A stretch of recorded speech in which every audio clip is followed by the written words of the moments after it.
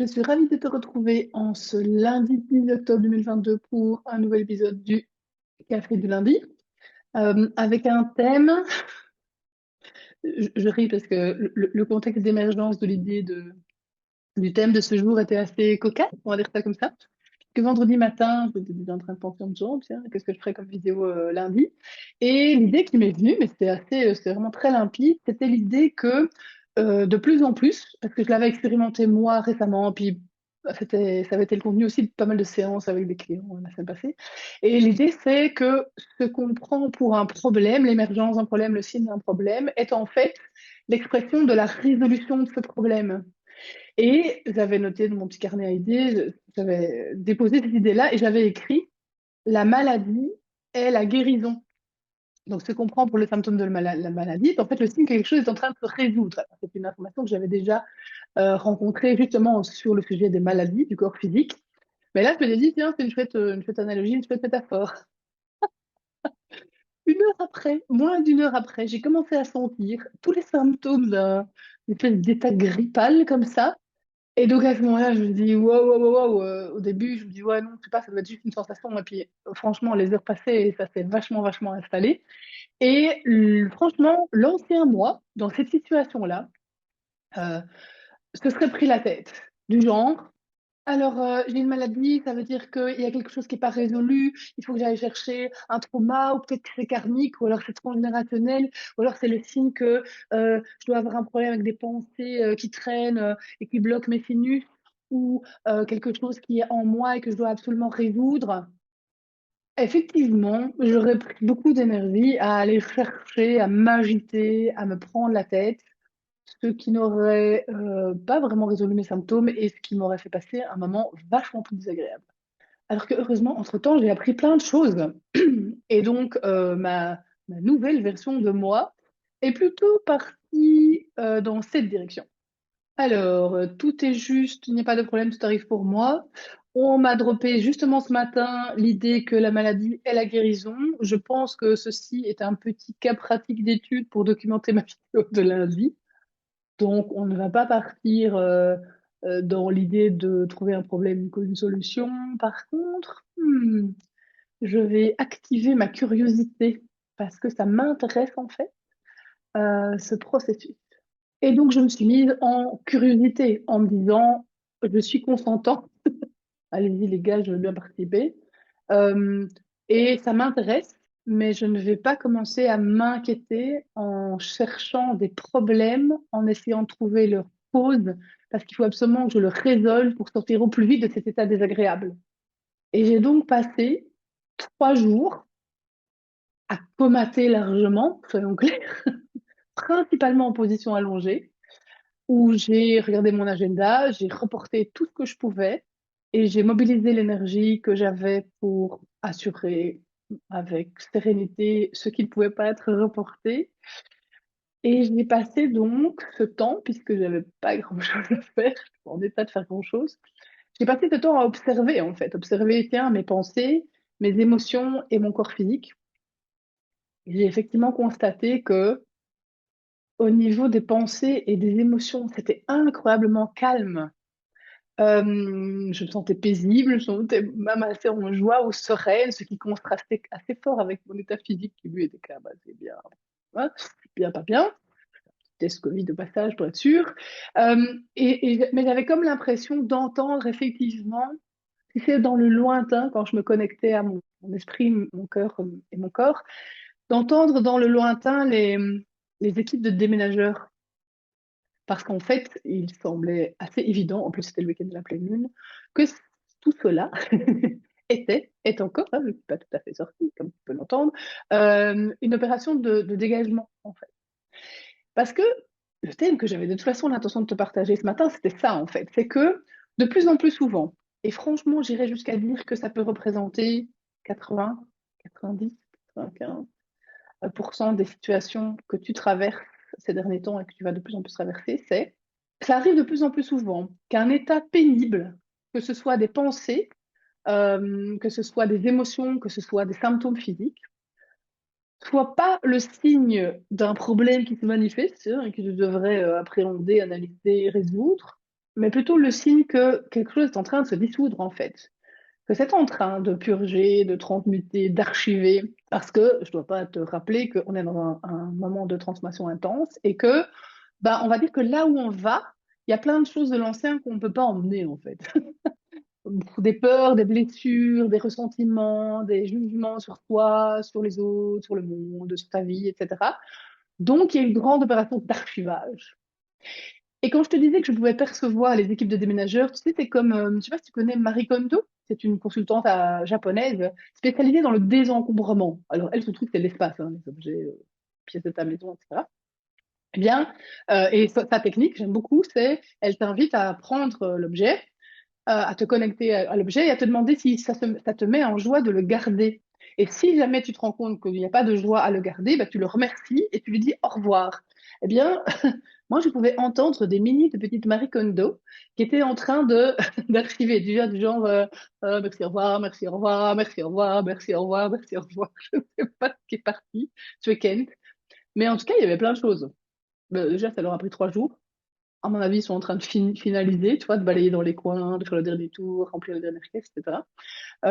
Et j'ai pu m'associer à ça. Alors, ça peut prendre quelle forme ces états pénibles? Je t'ai dit, hein, ça peut être psychologique, mental, émotionnel, physique. Ça peut par exemple prendre la forme de une réaction que toi-même tu perçois comme un peu excessive, disproportionnée ou surprenante à quelque chose qui arrive vraiment. Donc il y a vraiment une expérience qui a l'air de t'arriver dans ta réalité extérieure, personnelle, collective, etc. Et ça te touche, ça vient te chercher, okay, ça t'active très fort. Et franchement, même si une partie de toi dit oh c'est vraiment grave, c'est vraiment la fin du monde, c'est vraiment dégueulasse, c'est vraiment nul, c'est vraiment dangereux, c'est vraiment triste, etc. Il y a une partie de ton cerveau qui dit c'est normal qu'on se mette dans ces états-là. Donc une réaction que tu vas percevoir comme un peu excessive. Deuxième situation qu'on est de plus en plus à expérimenter de plus en plus souvent, c'est l'état sans cause. Donc là, tu te retrouves avec soit un état de pensée, d'agitation mentale, soit de colère, tristesse, peur, déprime, un état émotionnel, et a fortiori un état physique, sans cause apparente. Donc franchement, tu cherches, tu vois vraiment pas. Tu dis, c'est bizarre, je me sens tout à fait déprimée, il n'y a aucune raison. Ou bien je me sens tout à fait en colère, c'est rien passé, c'est rien passé. Ça, c'est aussi typique. Donc un état sans cause. Et troisième cas de figure, je dirais, principal, c'est les symptômes physiques. Alors, on va mettre un petit bandeau qui va défiler sous la vidéo qui dit si tu as des symptômes sérieux, que tu t'inquiètes, etc., surtout tu vas consulter un médecin. Je ne suis pas en train de te rendre irresponsable de ne pas prendre soin de toi, mais plutôt de te proposer que comme première hypothèse, plutôt que de penser que tu as un problème, maladie, etc., tu te dis oui, peut-être que ceci est un archivage, une dissolution, une résolution de problème. Mon corps est en train de prendre en charge au niveau purement métabolique. Il fait le truc à ma place. Je ne dois pas le ressentir et je ne dois certainement pas l'analyser. Alors, qu'est-ce qu'on fait quand on vit ça? Eh bien, on va quand même adresser ce qui t'arrive, mais on va adresser ton état et pas la cause apparente ou l'absence de cause, de toute façon. Hein, donc, c'est pour ça que ça rendait les choses difficiles, parce que tu ne trouvais pas la cause. Ou bien, quand ça se trouve au niveau physique aussi, on va pas partir dans l'analyse euh, et creuser le truc, se prendre la tête, mais on va adresser ton état. Alors, si tu te rends compte que ce qui t'arrive se manifeste surtout ici, agitation, panique, hyperactivité mentale, ton cerveau qui n'arrête pas de tourner en boucle en essayant de traiter cette information, mais à part faire de la mousse, il ne fait pas grand-chose d'utile. Deux suggestions d'antidote pour ça. Bouger, faire un tour, ou faire autre chose d'ailleurs, juste te mettre en mouvement et mettre ton attention sur autre chose. La respiration aussi est vachement, vachement pratique. Des longues, grandes respirations et le temps nécessaire pour que tu sentes que ça se calme un peu ou que tu aies l'impression, tu sais, que ça continue à causer, mais que ça s'éloigne un peu, là, tu sais, le son, quand tu t'éloignes d'une fête ou d'une réunion et que le son diminue. Si tu te rends compte que le contenu de tes pensées, c'est que tu t'inquiètes pour demain ou après-demain, ben, le petit complément, hein, bouger, porter ton attention sur autre chose, respirer, c'est surtout remettre ton attention sur aujourd'hui. Et donc te focaliser sur aujourd'hui et tu peux essayer de te dire tout va bien, la vie est belle, l'univers s'occupe de moi. Il est probable qu'à ce moment-là, la partie qui s'inquiète te dise un truc du genre ta gueule ou c'est pas vrai. Donc il vaut mieux mettre ton attention sur quelque chose. Donc occupe-toi en fait. Franchement, c'est le moment de faire une tarte aux pommes, la vaisselle, ta compta, une balade, ok, quelque chose qui va vraiment absorber ton attention sur ici et maintenant et sur quelque chose de réel et de bien concret. Alors si c'est un état émotionnel, Alors souvent, ça va être de la colère ou de la tristesse. C'est souvent les deux états. Parce que si ton état émotionnel est la joie, généralement, il n'y a pas de problème, on est d'accord? Donc la colère, je te propose d'aller à la rencontre et d'exprimer cette colère, pas sur quelqu'un, si possible, mais de plutôt la mettre en conscience ou l'écrire. Tu sais, ou le dire tout haut en voiture, tu fais une conversation imaginaire avec toi-même ou avec quelqu'un d'autre. Exprimer, ok? Parce qu'alors tu aides aussi à faire circuler l'énergie, hein, et ça aide à processer le truc. Et tu pourrais au passage détecter des informations qui pourraient être utiles. Mais je te rappelle que c'est pas le but d'analyser ou de résoudre. Alors, si tu es triste, pleure. Ouais, je suis désolée, hein, ça a l'air un peu cru comme conseil, mais fais de l'espace à un moment donné dans un endroit qui te convient pour que ça puisse aussi s'écouler, s'exprimer. J'aime beaucoup la phrase qui dit, chaque fois qu'il y a des larmes qui coulent, ça fait plus de place à l'intérieur pour de la lumière. Laisse exprimer, laisse couler ta tristesse. Alors, généralement, on se dit non, je suis trop vieille, c'est pas le moment, il y a des gens, etc. Bah, fais un moment, crée un moment pour que ce soit OK. Et bah, je continue, on est passé du mental à l'émotionnel, on va descendre vers le physique. Si tu es fatigué, repose-toi. Je sais, hein, ça fait de nouveau qu'on fait débile, mais c'est aussi simple que ça, en fait. Or, généralement, tu vas te raconter de nouveau 10 milliards de raisons pour lesquelles non, il est 8h30, je vais pas aller me coucher, j'ai pas 6 ans, ça ne se fait pas, je dois être assis, je vais faire ce que je dis. Ok, t'es fatigué, t'es triste, pleure, t'es fatigué, repose-toi. Voilà. C'est à un moment donné, on va aller dans des ressources aussi simples que ça. Et si tu as des symptômes, soigne tes symptômes. Et là, je parle des symptômes physiques. T'as mal à la tête, prends un afalgan, t'as le nez bouché, fais une inhalation. Ok, donc adresse aussi l'état, accompagne l'état et l'expression de tes symptômes, même si c'est au niveau physique.